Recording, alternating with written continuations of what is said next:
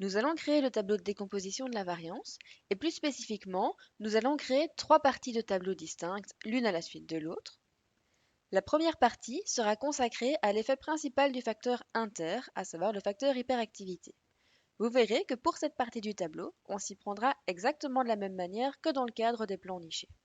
La deuxième partie du tableau sera consacrée à une composante de l'effet de la médication, soit le facteur intra, et plus spécifiquement, la composante qui oppose le placebo d'une part aux deux médicaments d'autre part. Et enfin, la troisième partie du tableau sera elle aussi consacrée à une composante de la médication, mais cette fois à celle qui oppose le premier et le deuxième médicament. Chaque composante du tableau correspondra en fait à l'une des régressions que vous avez dû réaliser. La partie du tableau qui s'intéresse au facteur inter correspondra à la régression dans laquelle la variable W0i était la variable dépendante. La partie du tableau qui s'intéresse à la composante de la médication opposant le placebo aux deux médicaments correspondra à la régression dans laquelle on avait utilisé la variable W2i comme variable dépendante. Et enfin, la partie du tableau qui s'intéresse à l'opposition entre le médicament 1 et le médicament 2 correspond à la régression dans laquelle on avait utilisé la variable W3i comme variable dépendante. Une fois qu'on aura complété chacune des parties du tableau, on les collera les unes en dessous des autres, de sorte à pouvoir calculer la variabilité totale. Commençons tout de suite par compléter la partie du tableau qui s'intéresse à l'effet principal du facteur inter. Et comme je vous l'ai déjà dit, on va s'y prendre de manière très similaire à l'approche qu'on avait utilisée dans le cadre des plans de type niché. Si vous n'avez plus à disposition les outputs des régressions, retournez dans le menu Analysis Regression et refaites une régression en considérant la variable W0i comme variable dépendante. Si comme moi vous avez encore à disposition les résultats qu'on avait utilisés pour valider les hypothèses qui se rapportaient à chacun des contrastes, vous pouvez directement cliquer sur l'output qui se rapportait à cette fameuse régression dans laquelle W0i était la variable dépendante. Et je vais vous demander de rajouter, en plus des options qu'on avait déjà cochées à ce moment-là, l'ANOVA test dans la zone Model Coefficients. Cela fera apparaître dans votre output cette sortie Omnibus ANOVA test dont on va avoir besoin, puisqu'elle donne toute l'information qui se rapporte à la part de la variabilité résiduelle, c'est-à-dire la part de la variabilité intersujet qui n'est pas expliquée par le facteur hyperactivité. Vous voyez que la somme des carrés des écarts de l'erreur vaut 322.133, les degrés de liberté valent 8, et le mean square, c'est-à-dire le carré moyen, la variance corrigée, vaut 40.267. Je vais commencer par rajouter ces informations dans mon tableau. Et voilà qui est fait. Nous allons maintenant nous intéresser à la part de la variabilité intersujet qui est expliquée par mon facteur hyperactivité. Dans cet exercice en particulier, dans la mesure où le facteur hyperactivité ne contient que deux modalités, la part de la variabilité expliquée par un seul contraste, le premier contraste, est exactement égale à la part de la variabilité expliquée par le facteur intersujet. Vous pouvez donc trouver toute l'information pertinente dans la sortie Omnibus ANOVA test. Attention, si le facteur intersujet avait eu plus que deux modalités, la variabilité de ce facteur aurait été décomposée entre plusieurs contrastes. Et c'est donc pour vous préparer aux exercices dans lesquels la variabilité intersujet sera décomposée en plusieurs contrastes que je vais prendre le temps une nouvelle fois d'appliquer les formules adéquates en vue de pouvoir déterminer les valeurs des sum of squares et des mean squares qui se rapportent à chacun des contrastes intersujets. Si vous aviez très bien compris cette partie, dans le cadre des tableaux de décomposition de la variance pour les plans nichés, n'hésitez pas à avancer de quelques minutes dans cette vidéo puisque ce sera tout à fait redondant avec ce qu'on avait vu à ce moment-là. Pour éviter les trop grosses erreurs d'arrondi, je vais augmenter le nombre de décimales qui apparaissent dans les outputs. Donc je me rends ici dans les trois petits points tout en haut à droite, je clique dessus et dans Results, je vais demander que il y ait plus de décimales qui apparaissent dans la sortie. Je vais mettre 5 décimales, ce sera amplement suffisant. Ce n'est évidemment pas indispensable de faire ça, mais moins vous prenez des chiffres arrondis dans vos calculs et plus la réponse finale se rapproche de la vraie réponse évidemment. Pour commencer, la statistique f qui sera associée au premier contraste sera toujours égale au carré de la statistique t associée à ce contraste. En élevant cette valeur au carré, je déterminerai donc la valeur de la statistique f associée au premier contraste. Je vais ouvrir un tableur Excel pour faire mes calculs. Bien sûr, vous pouvez aussi faire vos calculs avec n'importe quelle calculatrice.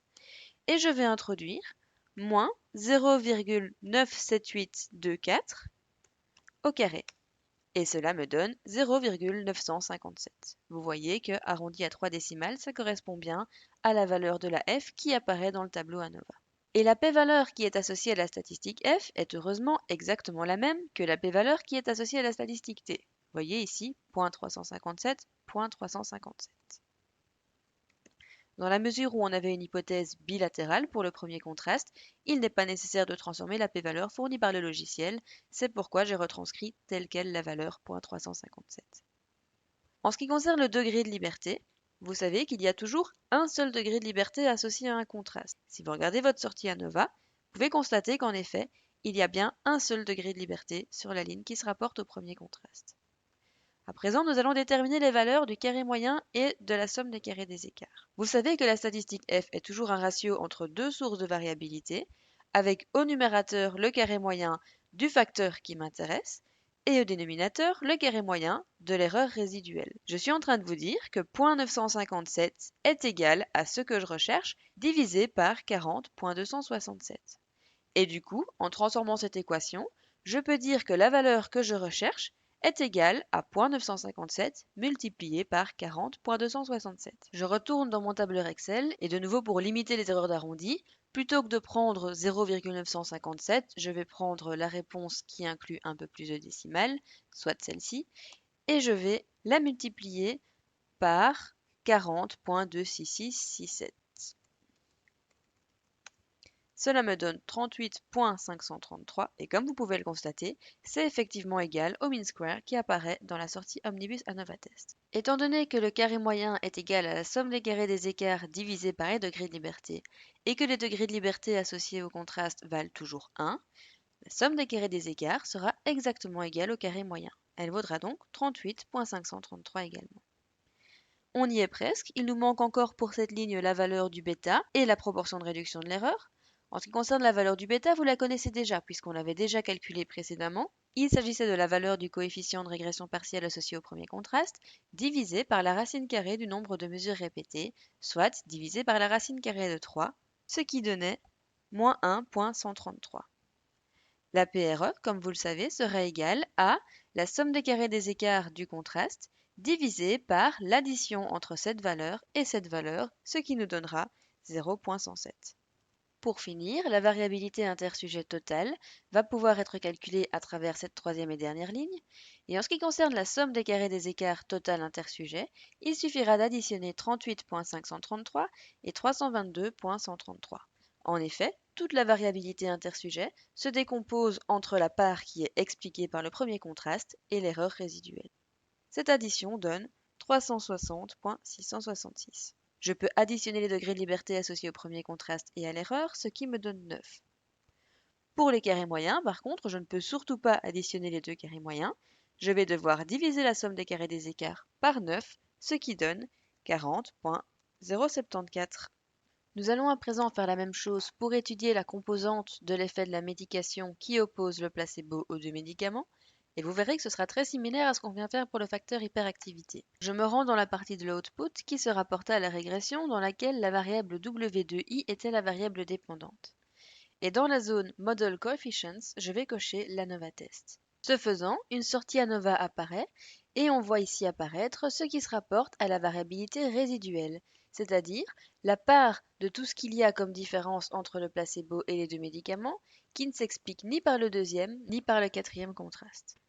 Je reporte ces informations dans mon tableau et à présent, je vais déterminer les valeurs des statistiques F et P valeurs associées au deuxième et quatrième contraste et j'utiliserai ensuite les formules que j'ai déjà rappelées pour la première partie du tableau de sorte à trouver les valeurs des sum of squares et des carrés moyens. Voici les valeurs des statistiques T associées respectivement au deuxième et au quatrième contraste et en élevant ces valeurs au carré, je trouverai les valeurs des statistiques F associées respectivement au deuxième et quatrième contraste. Pour le deuxième, 2,83285 au carré.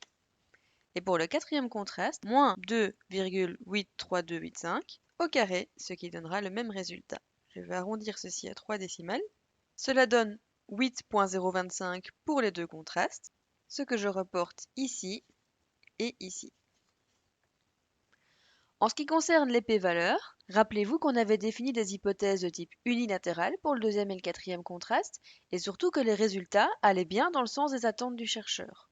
Il fallait donc bien penser à diviser par 2 les p-valeurs se rapportant à chacun de ces deux contrastes. Ce que je vais faire, et donc je vais écrire pour les deux contrastes que les p-valeurs valent 19.011. Vous savez que les degrés de liberté associés à un contraste valent toujours 1. Je vais donc rajouter cette information dans les deux colonnes.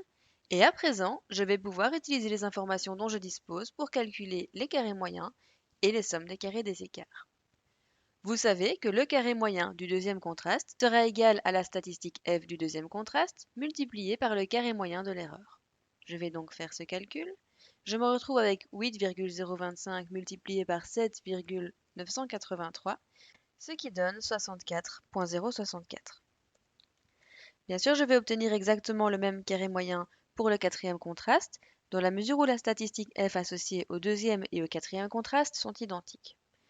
De plus, comme on l'a déjà rappelé aussi, lorsqu'on étudie la variabilité associée à un contraste, la somme des carrés des écarts est toujours exactement égale au carré moyen, dans la mesure où chaque contraste est associé à 1 et un seul degré de liberté. Je peux donc écrire 64.064 également au niveau des sommes des carrés des écarts.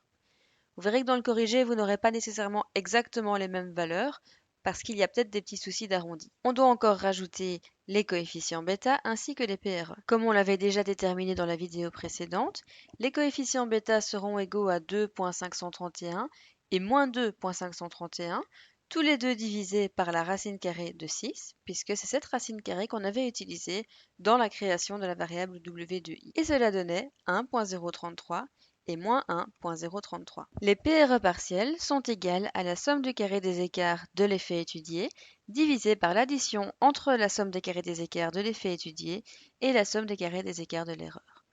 La PRE trouvée pour le deuxième contraste est donc égale à 64.064 divisé par l'addition entre 64.064 et 63.9, ce qui donne 0.501. Et j'ai procédé de la même manière pour trouver la PRE associée au quatrième contraste. Il ne nous reste plus qu'à calculer la somme totale de la variabilité entre les médicaments et le placebo.